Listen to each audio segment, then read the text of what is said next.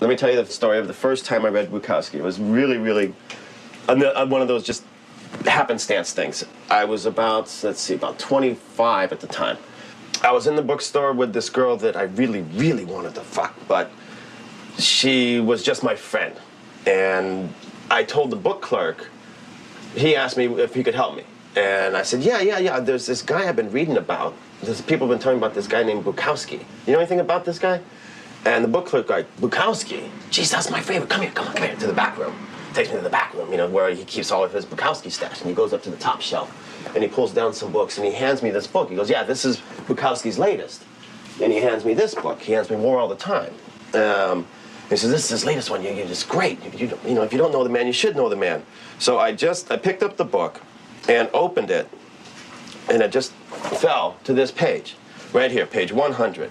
And the first poem I read was called Oh Yes. There are worse things than being alone, but it often takes decades to realize this. And most often when you do, it's too late. And there's nothing worse than too late. So I just closed the book, handed it back to him, but I never forgot that poem. There are worse things than being alone. And like I said, the reason I mentioned the girl that I was with, because I sort of looked at her in a different light after that. I looked at her and like, you know, there are worse things than being alone. And I don't want to wait until it's too late. You know, so go away. Go away. Let me just worry about other things besides you. So that was my first introduction to Bukowski.